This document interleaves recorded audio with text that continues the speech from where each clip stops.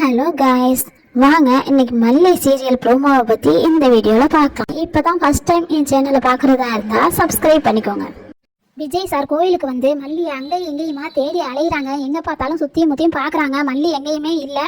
உடனே மல்லியை பார்க்கும்போது அவங்களும் பூ கீழே விழுந்துருச்சுன்னு குனிஞ்சு எடுக்கும்போது விஜய் சார் பார்க்கல. அவங்கள சுற்றி முற்றி பார்த்துட்டு சாமி கிட்ட வந்து நின்று கேட்கும்போது அப்போ மல்லி விஜய் சாரை பார்த்துடுறாங்க. பார்த்துட்டு மறைஞ்சிக்கிறாங்க. மறைஞ்சு நின்று ஓரமாக விஜய் சார் என்ன பேசுகிறாரு அப்படின்னு சொல்லி கேட்குறாங்க. விஜய் சார் சாமி முன்னாடி நின்று, நான் உங்ககிட்ட வந்து எனக்கு அது வேணும் இது வேணும்னு பெருசாக எதையும் கேட்டு வந்து நின்றதில்லை, நான் யாருக்கும் எந்த கெடுதலும் நினைக்கல, செஞ்சதும் இல்லை அப்படின்னு சொல்லி சாமி கிட்ட புலம்புறாங்க. மல்லி மாதிரி எனக்கு ஒரு அருமையான ஒய்ஃபை நீ தானே என் வாழ்க்கையில் அமைச்சு வச்ச அப்படின்னு சொல்லி சொல்கிறாங்க. எனக்கு அப்போ மல்லியோட அருமை புரியலை. எனக்கு எப்போ மல்லியோட அருமை புரிஞ்சதுன்னா எல்லாத்தையும் இழந்து நடு ரோட்டில் நிற்கும் போது தான் எனக்கு மல்லியோட அருமை புரிஞ்சிச்சு. அதுக்கப்புறம் தான் புரிஞ்சுக்கிட்டேன் மல்லி எனக்காக மட்டும்தான் வாழ்ந்துருக்காங்க அப்படிங்கிறத. இதுக்கப்புறமாவது நான் மல்லி கூட நல்லபடியாக சேர்ந்து வாழலாம் நினைக்கும் போது நானே இப்படி பண்ணிட்டேனே அப்படின்னு சாமி கிட்ட சொல்லி புலம்புறாங்க. மல்லி நீ எனக்காக கொடுத்த தேவதை, எனக்காகவும் என் பொண்ணுக்காகவும் அனுப்பி வச்சவா அவ. எப்படியாவது மல்லியை என் கூட சேர்த்து வச்சுட்டு நான் கடைசி மூச்சு இருக்கிற வரைக்கும் இனிமேல் நான் உங்ககிட்ட எதையும் கேட்டு வந்து நிற்க மாட்டேன் அப்படின்னு சொல்லி விஜய் சொல்கிறாங்க. என் மல்லி தான் எனக்கு முக்கியம், மல்லியை மட்டும் எனக்கு கொடுத்துரு அப்படின்னு சொல்லி சாமி கிட்ட கேட்டுட்டு அழுதுகிட்டே வீட்டுக்கு கிளம்பி போகிறாங்க. மல்லி எல்லாத்தையும் கேட்டுட்டு அவங்களும் ஒரு ஓரமாக நின்று அழுதுகிட்டே இருக்காங்க. அதுக்கப்புறம் அழுதுகிட்டு வீட்டுக்கு போனதுக்கப்புறம் வெண்பா வந்து ஆர்வமாக டேடான்னு சொல்லிட்டு கூப்பிடுறாங்க. கூப்பிட்டுட்டு பின்னாடிலாம் தேடுறாங்க. அப்போ விஜய் சார் பார்த்துட்டு, சாரி வெண்பா, நான் மல்லியம்மாவை தேடி போனேன், மல்லியம்மா எங்கேயுமே கிடைக்கல அப்படின்னு சொல்லி சொல்கிறாங்க. அதுக்கு வெண்பா சொல்கிறாங்க, நீங்கள் கவலைப்படாதீங்க டாடா, மல்லியம்மா எங்கேயும் போக மாட்டாங்க, அவங்க கண்டிப்பாக வீட்டுக்கு வந்துருவாங்க. ஏன்னா மல்லியம்மா எனக்கு சத்தியம் பண்ணி கொடுத்துருக்காங்க, அவங்க என்னை விட்டு எங்கேயும் போக மாட்டேன் அப்படின்னு சொல்லியிருக்காங்க.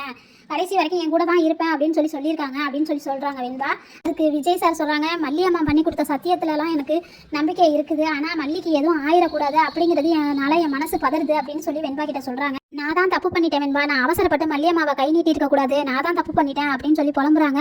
அதுக்கு வெண்பா சொல்கிறாங்க, கவலைப்படாதீங்க டாடா, இதுக்கு முன்னாடி கூட மல்லியம்மா ஒரு தடவை இப்படி போயிட்டு வந்திருக்காங்க, அதே மாதிரியே இப்பயும் வந்துருவாங்க, நீங்கள் வாங்க உள்ளே போகலாம் அப்படின்னு சொல்லி அவங்க டாடா கையை பிடிச்சி வீட்டுக்குள்ளே கூட்டிகிட்டு போயிடுறாங்க.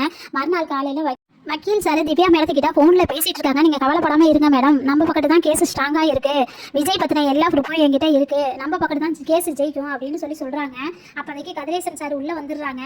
அப்போ வக்கீல் சார் ஃபோனை உடனே கட் பண்ணிவிட்டு வாங்க சார் அப்படின்னு சொல்லி கூப்பிட்றாங்க. அப்போ கதிரேசன் சார் கேட்குறாரு, யார் ஃபோனில்? அந்த திவ்யா தானே, என்கிட்ட கை நீட்டி 10 லட்ச ரூபா பணம் வாங்கிட்டு கடைசியில் உங்கள் மேடத்துக்கு தான் விசுவாசமாக இருக்க, அது சரி, உனக்கு தொழில் சொல்லி கொடுத்த குரு இல்லை, அதனால நீ அப்படி தான் இருப்ப அப்படின்னு சொல்லி கதிரேசன் சார் சொல்கிறாரு. நீங்கள் ஃபோனில் பேசினதை வச்சு தப்பாக புரிஞ்சுக்கிட்டு ஏதேதோ பேசுகிறீங்க சார், நீங்கள் தயவு செஞ்சு உட்காருங்க அப்படின்னு சொல்லி வக்கீல் சார் சொல்கிறாரு. அதுக்கு கதிரேசன் சார் சொல்கிறாரு, என்னை பற்றி வெளியில் விசாரிச்சு பாரு, இந்த பெரிய மனுஷன் தொழிலதிபர் அப்படிங்கிறதெல்லாம் ஒரு பக்கம், எனக்கு இன்னொரு பக்கம் இருக்குது, அது பார்க்கணும்னு நினைக்காத அப்படின்னு சொல்கிறாரு. அதுக்கு வக்கீல் சார் சொல்கிறாரு, சார் ப்ளீஸ் உட்காருங்க, கொஞ்சம் நேரம் நான் சொல்கிறது கேளுங்க அப்படின்னு சொல்கிறாரு. அதுக்கு நிஷா மேம் சொல்கிறாங்க, சரி உட்காருங்கப்பா, அவர் என்ன தான் சொல்கிறாருன்னு நம்ம கேட்போம் அப்படின்னு சொல்கிறாங்க.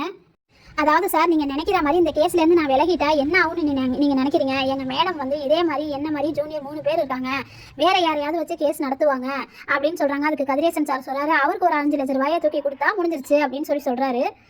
அதுக்கு நிஷா மேடம் சொல்கிறாங்க, அப்பா அவர் சொல்கிறத கொஞ்சம் புரிஞ்சுக்கோங்க, அவங்க மேடத்துக்கு சாதகமாக இருக்கிற மாதிரி காட்டிக்கிட்டு நம்ம உதவி செய்கிறேன்னு சொல்கிறாரு, அதுதானே நம்மளுக்கு வேணும் அப்படின்னு சொல்கிறாங்க. வக்கீல் சார், நீங்கள் பார்த்து என்ன செய்யணுமோ செய்யுங்க அப்படின்னு சொல்கிறாங்க. அதுக்கு வக்கீல் சார் சொல்கிறாரு, நான் ஆல்ரெடி ஒர்க்க ஆரம்பிச்சிட்டேன் மேடம், ஏன் அட்வொகேட் ஆறுமுகம் உங்ககிட்ட சொல்லலையா அப்படின்னு கேட்குறாரு. நான் விஜய் சாருக்கான எல்லா ஆதாரத்தையும் கலெக்ட் பண்ணி ஆறுமுகம் சார்கிட்ட கொடுத்துருக்கேன், நீங்கள் வேணா நம்பலைன்னா ஆறுமுகம் சார்கிட்ட ஃபோன் பண்ணி கேளுங்க அப்படின்னு சொல்கிறாங்க. அதுக்கு நிஷா மேடம் சொல்கிறாங்க, வேணாம் சார், நீங்கள் இவ்வளோ தூரம் சொல்கிற வரைக்கும் நாங்கள் நம்பாமல் இருந்தால் அது நல்லா இருக்காது அப்படின்னு சொல்கிறாங்க. எங்களுக்கு இதில் எந்த உள்ள அர்த்தமும் இல்லை, வெண்பா எங்கள் கூட இருக்கணும்னு ஆசைப்படுறோம், எங்கள் அக்கா இறந்ததுக்கு எங்கள் அக்கா மாதிரி வெண்பாவை வச்சு பார்த்துக்கணும்னு நாங்கள் ஆசைப்படுறோம், எனக்கு புரியுது மேடம், நான் உங்களுக்கு சப்போர்ட்டிவாக இருப்பேன் சரிங்களா அப்படின்னு வக்கீல் சார் கேட்குறாங்க. அதுக்கு கதிரேசன் சார் சொல்கிறாரு, சாரி தம்பி, நான் கொஞ்சம் கோவக்காரன், எனக்கு புஸ்குன்னு கோவம் வந்துடும், சாரி அப்படின்னு சொல்கிறாங்க. அடுத்து என்ன நடந்துச்சுன்னு அடுத்து வரப்போகிற கதையில் பார்க்கலாம். தேங்க்யூ.